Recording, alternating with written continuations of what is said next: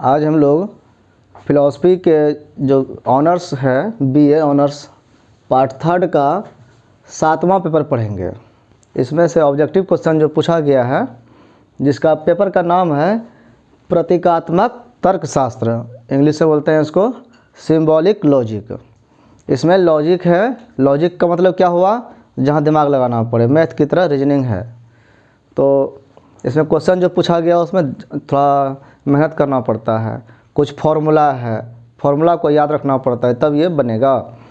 तो पहला क्वेश्चन देखते हैं। इसमें स्टेटमेंट, जिसको तर्क वाक्य कहते हैं, मे बी, तो यहाँ है स्टेटमेंट और एक है आर्गूमेंट। दो तरह के सेंटेंस बताया जा रहा है यहाँ पे। तो स्टेटमेंट जो हम लोग समझते हैं आम भाषा में वो वाक्य होता है, सेंटेंस, लेकिन अगर वो एक वही वाक्य ही स्टेटमेंट है, तो कोई भी सेंटेंस अगर वो स्टेटमेंट के रूप में वाक्य उपयोग किया जाता है तो तर्क वाक्य तभी वो माना जाएगा जब वो सिर्फ ट्रू और फॉल्स हो, या तो सही होगा या गलत होगा। तो स्टेटमेंट कितने तरह के होते हैं, या तो वो ट्रू होंगे या क्या होंगे, फॉल्स। कोई बात बोल रहा है कि यह कलम है, तो या तो ये हम सही बोल रहे हैं या गलत है, दो ही चीज ऑप्शन होगा, तीसरा इसका कोई ऑप्शन नहीं है। Validity is not the something as truth. अब है कि यहाँ ऑप्शन में था वैलिडिटी, वैलिड एंड इनवैलिड, ये है वैध और अवैध। तो ये वैधता की बात यहाँ नहीं कर रहे हम। अगर बोलते हैं यह कलम है तो इसमें सही गलत की बात है, वैलिडिटी की बात नहीं कर रहा है, ये सत्यता की बात अलग तरह से है। अगला है आर्गूमेंट यानी युक्ति, में भी। आर्गूमेंट क्या हो सकता है, तो आर्गूमेंट क्या है कि ये सेंटेंस से बना हुआ आर्गूमेंट है।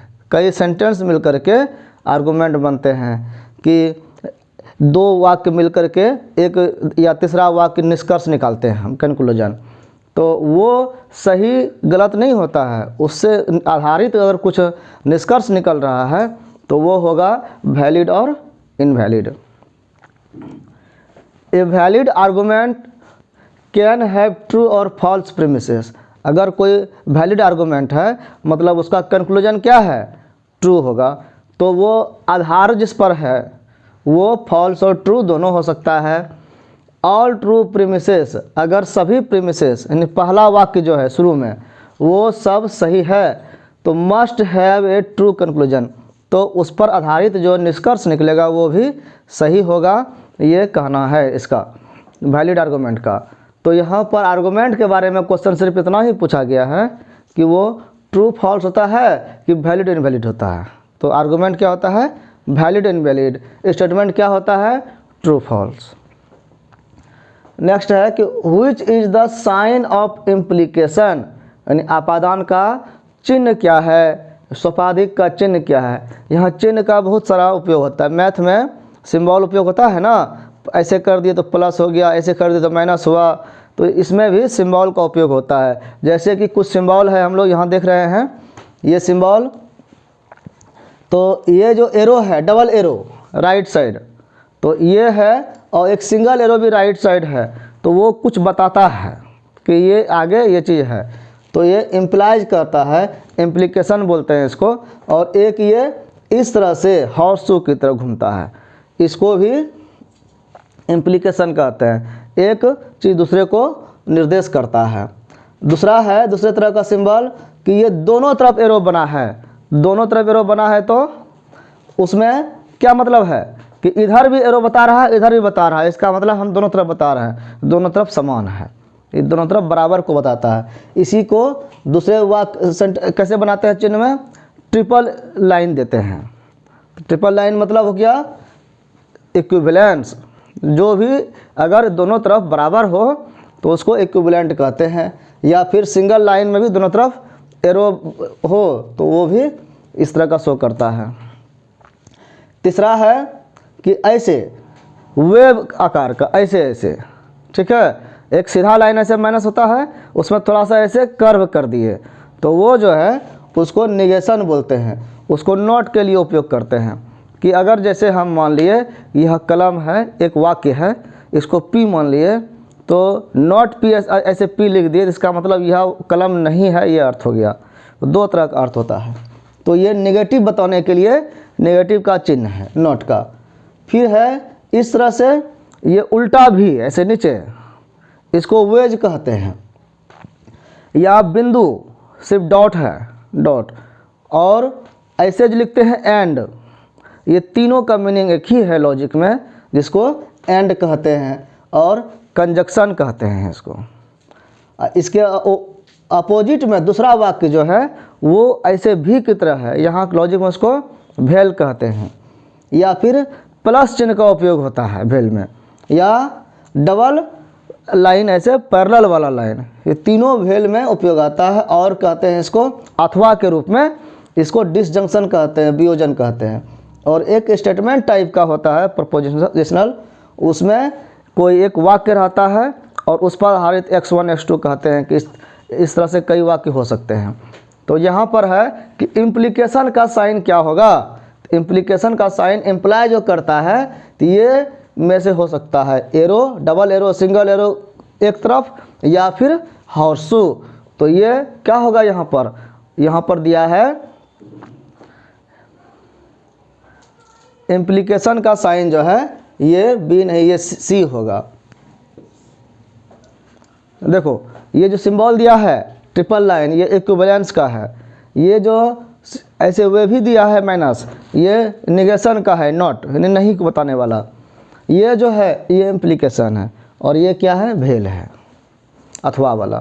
तो यहाँ पर इम्प्लीकेशन का पूछा गया था, तो वो हो गया। Which one of the following is an example of conjunction. Conjunction कहते हैं जोड़ना को, संयोजन करना। तो संयोजन जो इसमें होता है, इसमें एंड से होगा। जब जोड़ेंगे तो कैसे होगा, एंड रहेगा तब ना जुटेगा। दो वाक्य अगर जोड़ेंगे तो उसके लिए बीच में एंड जोड़ना पड़ेगा। और इंग्लिश में एंड बोलते हैं, हिंदी में और यहाँ पर जो है यही कह रहा है कि कंजक्शन का कौन है। तो एंड का जो सिंबल था ये डॉट, यहाँ डॉट प्रयोग किया गया है, एक्स डॉट वाई, मतलब एक्स एंड वाई है। तो ये कंजक्शन कह रहा है। उसी तरह से कह रहा है कि which one of the following is the sign of negation. Negation का साइन कौन है, तो निगेशन का साइन यहाँ पर ये बताए थे, यहाँ पर सी नंबर में है, तो वो निगेशन हो गया। सिंबल याद रहेगा तो बन जाएगा। प्रपोजिशनल फंक्शन इज, वाक्य जो होता है, तो वाक्य जब भी होता है इसमें वो ट्रू फॉल्स होता है, इसलिए इसमें बोथ आंसर हो गया। Which of the following is the sign of disjunction, अलग करने वाला साइन जो है वो भेल है, यानी अथवा। ए अथवा बी अगर ये कह देंगे तो ये साइन लगेगा, इसको डिसजंक्शन कहते हैं। ये भेल को डिसजंक्शन, और डॉट जो होता है उसको कंजक्शन कहते हैं। Which one of the following is the sign of equivalence, तुल्यता, बराबर का। तो ट्रिपल लाइन को बोलते हैं equivalence. Which one of the following is sign of conjunction, conjunction का साइन का क्या है, वही डॉट। अब यहाँ पर दिया है एक सेंटेंस आर्गुमेंट टाइप का कि P एंड Q यानी P डॉट Q, फिर एंड P भेल Q। अब ये कह रहा है, तो इसको यहाँ पर देख लेंगे हम कि अगर ये ट्रू है तो ट्रू और ट्रू दोनों ट्रू होगा, तो ट्रू होगा उसका वैल्यू। फिर कह रहा है कि P भेल Q, तो अगर P और Q ट्रू है तो यहाँ भी दोनों ट्रू है, तो कह रहा है सही और सही, सही अथवा सही, तो दोनों सही हो गया। और इधर भी ट्रू और इधर भी ट्रू, तो अब बीच में एंड दिया है, तो दोनों का ट्रू ट्रू मतलब ट्रू ही हुआ। तो ये वैल्यू ट्रू का हुआ P Q के लिए। यहाँ पर कह रहा है कि P इम्प्लाइज Q, तो P इम्प्लाइज Q, तो ये भी चूँकि ट्रू है तो ट्रू ही होगा इसका वैल्यू। अब P इक्विवेलेंट Q, P और Q इक्विवेलेंट है, तो दोनों ट्रू होगा तभी ना इक्विवेलेंट होगा। एक फॉल्स एक ट्रू होगा तो इक्विवेलेंट नहीं होगा, इसलिए यहाँ भी दोनों ट्रू आवश्यक है। अब कह रहा है कि will be true only when, ये ट्रू कब होगा, तो ये तभी होगा जब P एंड Q दोनों ट्रू होगा। ऑप्शन दिया है कि P is true and Q is false, तो ऑप्शन ये गलत हो गया। P is false and Q is true, ये गलत हो गया। P and Q are both false, दोनों फॉल्स है, ये भी गलत। डी में दिया है कि P and Q are both true, तो इसलिए दोनों सही है। 11 नंबर में है कि if P and Q are true, दोनों सही है, तो which of the following statement is false, तब फॉल्स कैसे होगा, दोनों सही है तो कैसे उसका स्टेटमेंट फॉल्स हो जाएगा। तो इसका मीनिंग देखते हैं। P वेल Q कहता है कि सही अथवा सही, तो क्या होगा, दोनों जब सही है तो सही है ना होगा, खत्म हो गया ये। Q इम्प्लाइज P, जब सही सही को इम्प्लाई कर रहा है तो ये भी सही है। कह रहा है कि नेगेटिव जो है P, नॉट P, मतलब ये P ट्रू था तो नॉट P फॉल्स हो गया। फॉल्स अथवा ट्रू, तो अथवा जब दिया है तो कोनो वैल्यू ले सकते हैं हम, तो हम ले लिए ट्रू वैल्यू, तो ये भी ट्रू हो गया। यहाँ कह रहा है कि नॉट P मतलब फॉल्स, इक्विवेलेंट है Q के, मतलब Q ट्रू है, दोनों P और Q दोनों ट्रू है, तो कह रहा है कि नॉट P भी Q के इक्विवेलेंट होगा, तो ये असत्य और सत्य यानी फॉल्स और ट्रू इक्विवेलेंट्स होगा, ऐसा कह रहा है, इसलिए नहीं हो सकता है, ये गलत वाक्य हो गया। Which one of the following compound statement, compound statement क्या हो गया कि एक से ज़्यादा स्टेटमेंट होगा। इज सच which can be true only if all of its components are true, कह रहा कंपाउंड स्टेटमेंट सही होगा कब, जब सभी इसका सही हो, तो जब सब सही तभी होता है जब एंड से जुड़ता है, तो वो क्या होगा, वो कंजक्शन में होता है जब एंड से जुड़ता है, तो सभी आवश्यक हो जाता है। नेक्स्ट है which one of the following truth functional statement is true even when both of its components are false, दो कंपोनेंट है दोनों फॉल्स होगा, लेकिन फिर भी उसका ट्रूथ वैल्यू जो है यानी फाइनल वो ट्रू हो, ऐसा कब हो सकता है, ऐसा कंडीशनल में होता है। कंडीशनल जो स्टेटमेंट होता है तो उसमें होता है, उसका सिंबल क्या है, उसका टेबल बनता है ट्रूथ टेबल में इस तरह से इफ़ देन वाला होता है।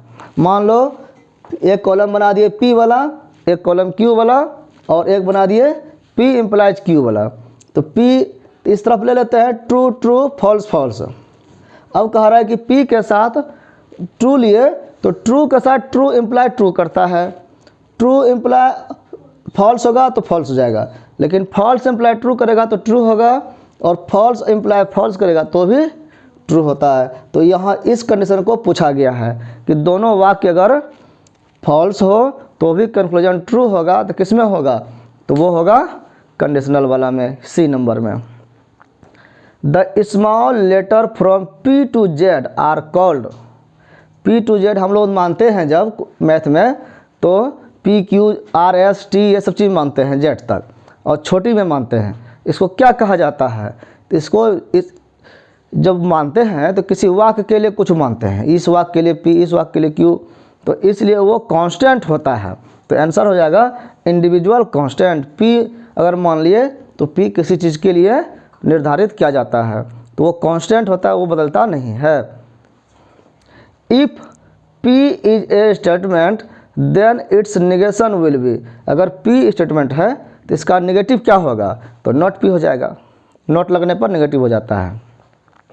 Which one of the following is known as horseshoe, horseshoe के रूप में देखो, हॉर्सू मतलब क्या हुआ, घोड़े का नाल, घोड़े का जो पैर होता है, तो घोड़ा का पैर में नाल कैसा लगा रहता है, तो इसी आकार का लगा रहता है, ऐसे रहता है ना, तो इसलिए हॉर्सू किसको कहा जाता है, ये इम्प्लीकेशन को। Which one of the following known as wedge, wedge किसको कहा जाता है, तो एंड को वेज कहा जाता है, WEDGE, इसको एंड को कहा जाता है, और को एड मतलब कि जो जोड़ने वाला स्थिति है तथा इसको वेज कहा जाता है। Which one of the following symbols known as tilde, tilde क्या किसको कहा जाता है, तो टिल्डे निगेटिव को ही कहा जाता है, निगेशन को, मैथ में इसका उपयोग होता है। Which one of the following symbols is known as dot, तो डॉट कौन हो गया, वही वेज को ही डॉट बोलते हैं, डॉट हो गया। Argument and argument form are same, दोनों जो होता है आर्गूमेंट और आर्गूमेंट फॉर्म कह रहा है कि सेम है, तो ये स्टेटमेंट क्या होगा, फॉल्स, क्योंकि दोनों सेम नहीं होता है। N argument is valid, argument valid तभी होता है if it's form is valid, उसका आकार जो है किस रूप में रखा गया है आर्गूमेंट वो वैलिड हो, तभी वैलिड होता है। और an argument form is valid, और आर्गूमेंट फॉर्म कब वैलिड होगा, if and only if whenever the premises are all true, जब सभी प्रीमिसेस सभी वाक्य उसका सही होगा तभी फॉर्म सही होगा। और देन कंक्लूजन इज ट्रू, और कंक्लूजन भी ट्रू हो उसका निष्कर्ष भी, तभी आर्गूमेंट फॉर्म भी ट्रू होगा। इसलिए दोनों एक ही चीज़ नहीं है, यहाँ कह रहा है एक ही चीज़ है इसलिए गलत हो गया। Statement and statement form is not same, कह रहा है कि दोनों सेम नहीं है, स्टेटमेंट के बारे में कह रहा है। अब तो ये है थोड़ा सा, चूँकि स्टेटमेंट और स्टेटमेंट फॉर्म में समानता है, इसमें वेरिएबल्स का उपयोग किया था, पी क्यू आर एस कुछ मानते हैं तो लगभग सेम है, इसलिए ये पार्शली ट्रू है, थोड़ा अलग भी है। Does the validity of N argument guarantee the truth of its conclusion, कह रहा है कि आर्गूमेंट का जो वैलिडिटी होता है उसी के आधार पर कंक्लूजन होता है, क्या गारंटी करता है कि जैसा होगा ये वैसा होगा वो, तो हाँ, जब तक कंक्लूजन हम निष्कर्ष निकालते हैं तो उसके प्रीमिसेस वाक्य जो होते हैं उस पर आधारित होता है, इसलिए ये गारंटी करता है। यस हो गया answer. Truth value of a statement are, तो स्टेटमेंट का ट्रूथ वैल्यू कितना होगा, तो ट्रूथ वैल्यू जो है ट्रू और फॉल्स होता है दो तरह के, तो कितने हो गए दो तरह के, टू आंसर हो गया। क्या क्या होता है वो, ट्रू और फॉल्स, इसी को 0 और 1 कहते हैं। 1 अगर है तो मतलब ट्रू और 0 है तो false. When two statements are conjoined by disjunct its symbolization will be, symbol कैसा बनेगा, डिसजंक्शन से जुड़ा हुआ है तो वो वेल से जुड़ेगा, और कंजक्शन से जुड़ा होगा तो एंड से जुड़ेगा, ऐसे डॉट, तो इसका आंसर बी हो गया। Which one of the following is conditional statement, तो कंडीशनल स्टेटमेंट इम्प्लाइज वाला होता है, तो ये इसका आंसर हो गया। और इसका फॉर्म क्या है, इफ पी देन क्यू।